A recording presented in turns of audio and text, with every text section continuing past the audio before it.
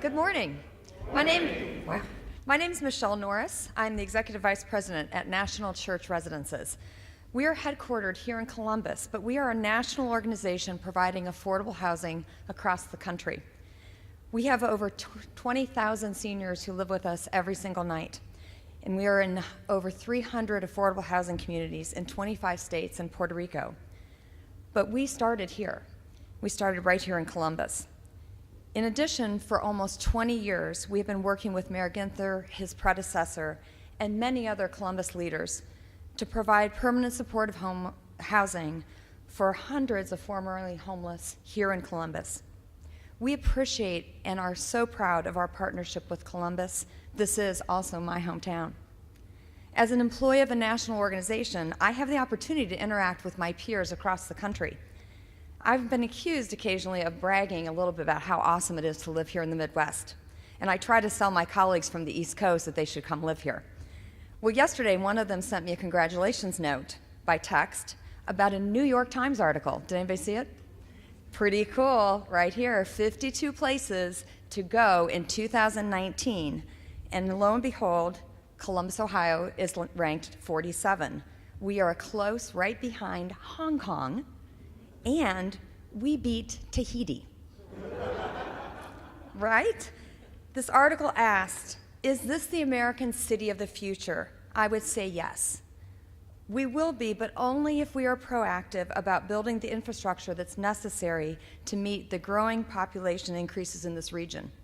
In addition, we must ensure that there is enough affordable housing for all, for individuals, for families, and for seniors, of course.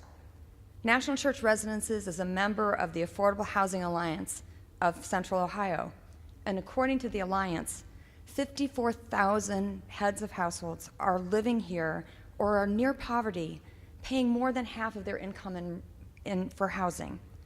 Columbus must solve this to be the American city of the future. There is no single answer, but there is multi-pronged solutions.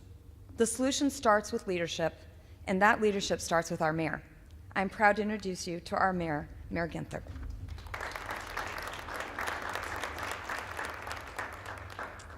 Good morning. Thank you, Michelle, for that kind introduction. What a great day and great morning here in Columbus. To Tommy Brown and the entire team here at Feddersen, thank you all for having us. To Michelle Norris, to Buffy Patterson, who we're going to hear from in just a few minutes, our great auditor, council members, Director Lombardi and his team.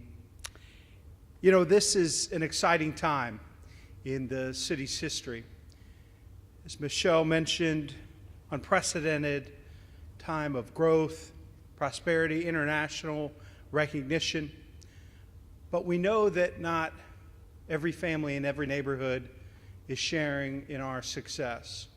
And today we have, in addition to many other investments that are going to make a difference in the lives of families in our neighborhoods, two new, for the first time ever, as being part of our voted bond package in May, that are going to help us change the course of this community to foster the dynamic, inclusive growth we want to see over the next decade. Today we are announcing that we'll be putting a bond package worth $1.03 billion on the May 2019 ballot. Auditor Kilgore will explain the details of the bond package in a few minutes, but I want to emphasize that this is not a tax increase.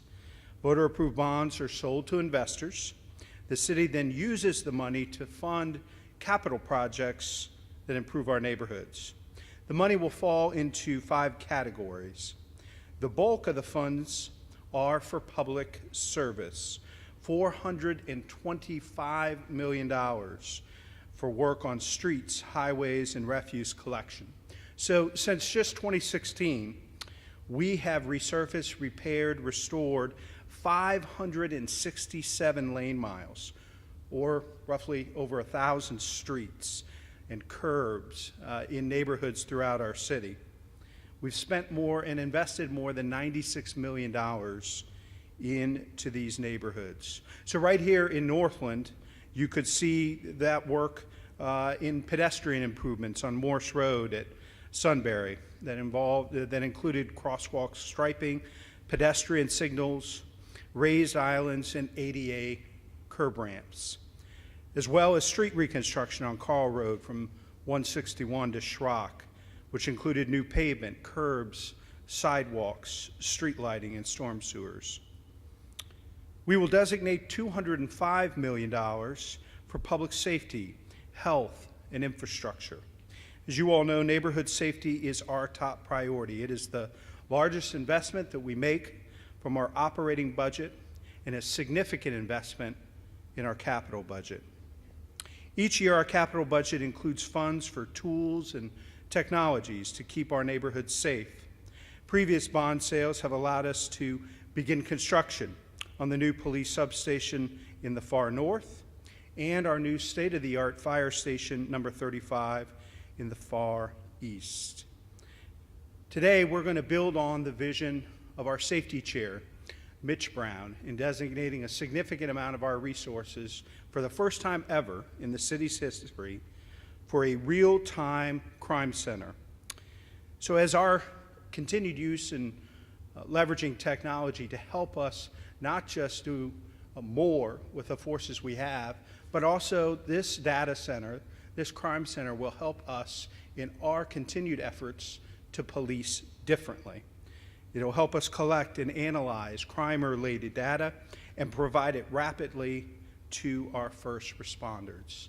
Another tool for us to serve the people of Columbus, a data-driven approach.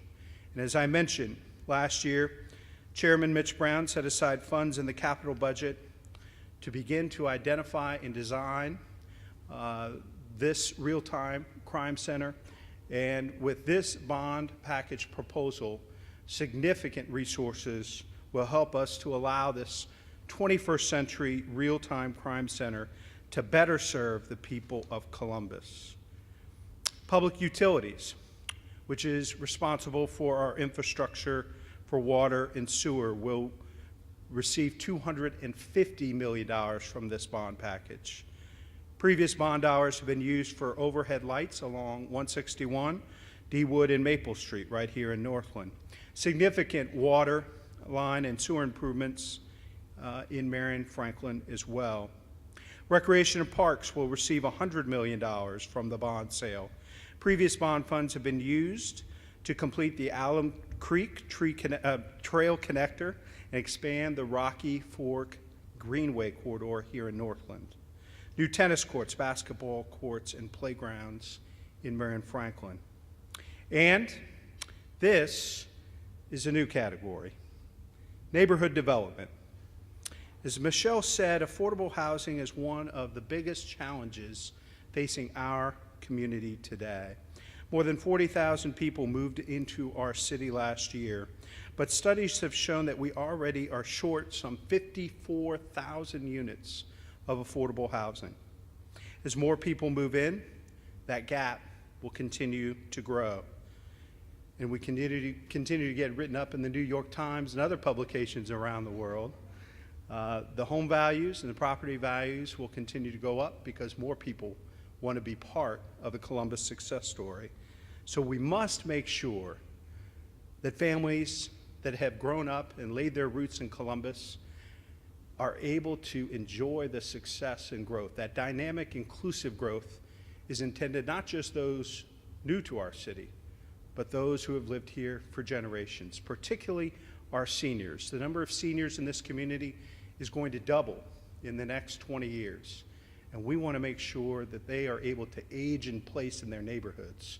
We know mixed income neighborhoods are the most important ingredient to great cities. And this commitment, the historic, unprecedented commitment, is part of an overall strategy for the region that we've charged Director Shoney and his partners at Morpsey to develop.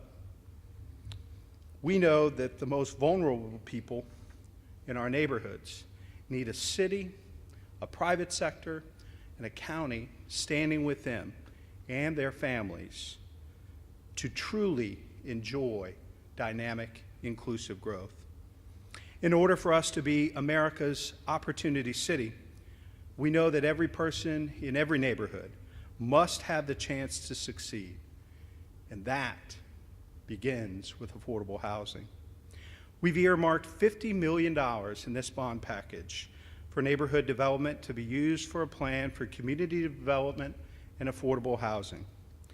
To be clear, this money is a down payment allocated over several years and used in partnership with many other private and public agencies, including the county and our suburban neighbors, because affordable housing is not a problem that ends at our city limits.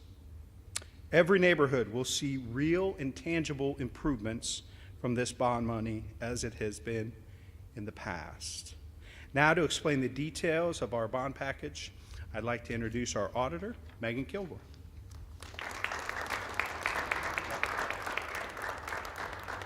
Good morning. Good morning. Thank you, Mayor. What is a general obligation bond package? General obligation bonds, also referred to as GO bonds, are municipal bonds which provide a way for state and local governments to raise money for their capital projects. These are the bonds that built America and certainly the bonds that built our city. They are called general obligation bonds because they are not backed by a specific revenue stream. Instead, they are backed by the city's full faith and credit. In simple terms, what does that mean? That means that the city of Columbus has the ability to raise taxes, potentially, to pay back those bonds. But as you all know, we have never done so, and we remain committed to not doing so.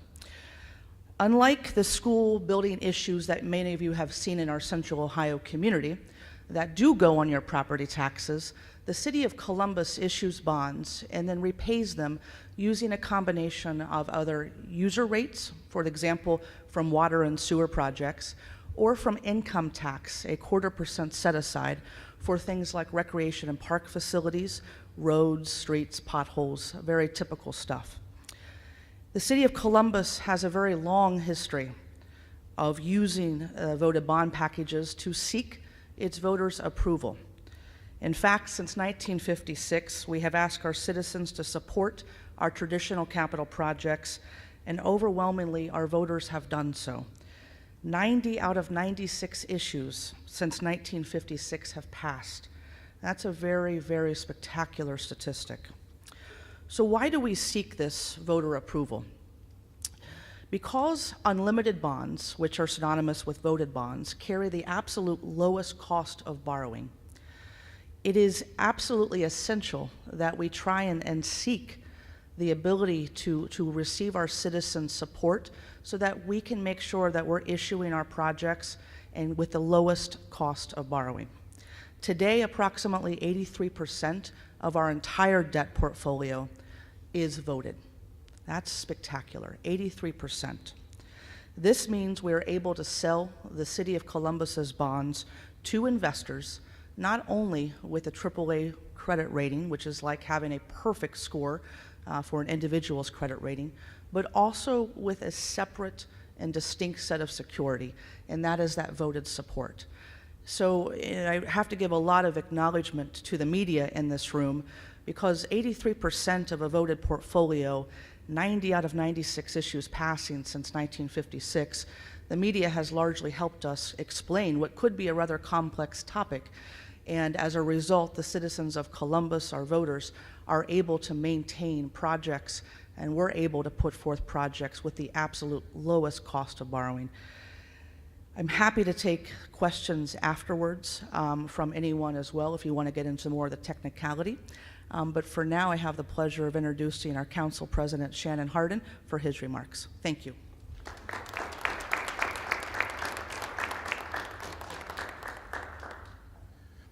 Isn't our auditor great? That was one of the best explanations of a bond that I have ever, and why I go spend every other Thursday in her office. So, to the mayor, thank you. Thank you for your leadership. To your team, led by finance director, to Ms. Michelle Norris with National Church Residency, and soon to hear from Ms. Buffy Patterson, an amazing community advocate. So why am I here today?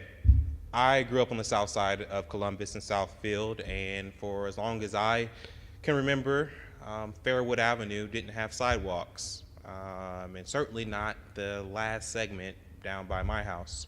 It was that way even when I got on council, that we did not have sidewalks, even when we had great advocates like Mr. Bob Patterson, who would call all of us and remind us.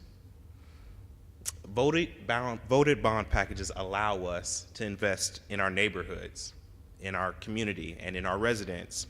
The new sidewalk that we were able to put in last year that now helps Mother Wilson get to church and helps young kids get to school, or the new fire station that gets our men and women in uniform to a home faster when they need them the most, or that repaved street that's been through rough years.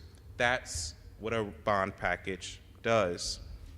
These projects aren't just about the bricks and mortar, they're about the people, they're about the neighborhoods that they're uplifting. I want to acknowledge, as the mayor did, the historic nature of this announcement. For the first time in our city's history, council president, the mayor, the auditor are standing together to announce $50 million to support equitable neighborhood development and affordable housing. I want to thank the mayor for his leadership. This is going to be a community effort, but the mayor is leading us, and putting this in the bond package shows our commitment to our most vulnerable residents. This is so important for so many of our residents, especially for our seniors who are often just scraping to get by. I believe that we can shape the future through collaboration and good public policy. We can create true mixed income communities and neighborhoods. And this bond package that includes money for affordable housing is a monumental step toward a city that works for all of us. Columbus can be a model for inclusive growth. It starts by investing in our people, by taking care of the folks that the private market has left behind. There's a saying that I got from Pittsburgh, from their Smart Cities application, that if it's not for all, then it's not for us. I look forward to voting for this bond package because this bond package is for all of us, for all of Columbus. So what are the next steps for the bond package? There will be 4 community meetings, one on January 16th, one on January 17th, one on January 23rd, and the final on January 24th. We will have information about those locations and times following this announcement. Because all resolutions must be filed with the Board of Elections by February 6th, Council will first take up a resolution to adopt resolutions of necessity on January 28th, followed by resolutions to proceed on February 4th. This process will ensure there is both ample community input and that the measure gets on the May 7th ballot. I want to thank you all for being here. I look forward to this community conversation, talking about how we will continue to build the Columbus of the future and protect our most vulnerable residents through this bond package. With this, I would like to invite up our great community advocate and partner, Ms. Buffy Patterson.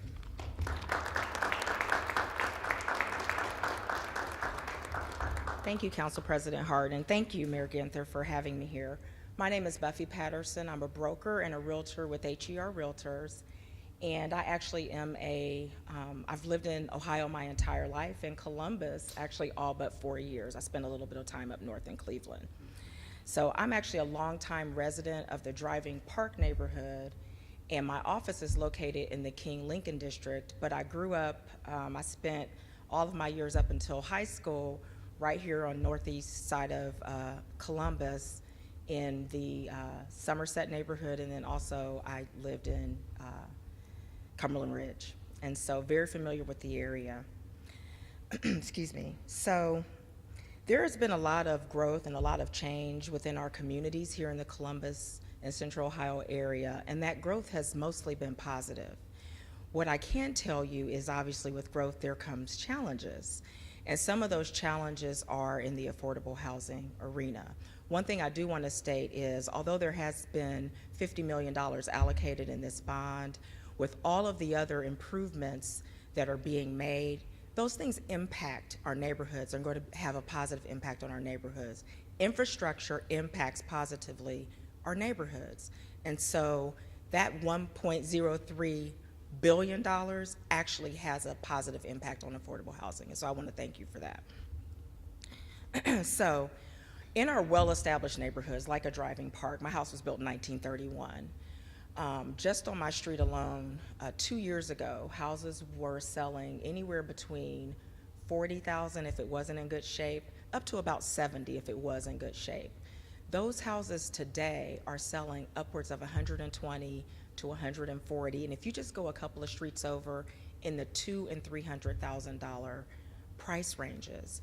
And so there have been significant increases, and those are impacting our residents, our seniors, people who have been in their homes for a number of years. And we want to ensure, and I think that this bond package will allow us to do that, ensure that people are able to age in place and to remain in their homes. And education is one of the things that'll be important to ensure that that happens. In the neighborhood where my office is located, which is the King Lincoln District, a very similar story. Unfortunately, though, older people are selling their homes for prices, $90,000, $100,000. Those homes are being renovated and sold for $300,000, $400,000, $500,000, and not allowing those residents and their families to take advantage of those increases in income that really could secure their families' futures. The trend, unfortunately, is expected to continue in terms of the rising costs of housing in this area, 24% just in the last 4 years. And because of the housing shortage, we do expect that demand to increase while the supply is not increasing at the same rate. We're very encouraged, myself, my colleagues, those that I work with, folks in the community that I talk to and continue to talk to and will continue to share this type of information with. We're encouraged by this type of program, and that the City of Columbus is dedicated to its residents and to growth. We do live in a great city. I believe our city is the future, and at some point, hopefully, we will become number one. I'm also very proud to have attended Columbus City Schools, and I think that just between our schools, our city, the auditor's office, the fact that we all work together as community here, I don't think it's Columbus versus the suburbs. We all work together. It's one of the reasons our city is so great. And so I just want to say thank you. I appreciate your leadership, Mayor. Thank you, Michelle, for your words. Auditor, President Hardin, and I thank you also for the opportunity to speak today. And let's just continue to make Columbus the beautiful and great city that it is and that it will continue to be. Thank you again for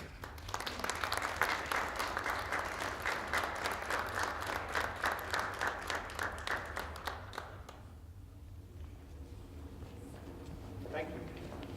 Appreciate it. Thank you. You can pass. Thank you.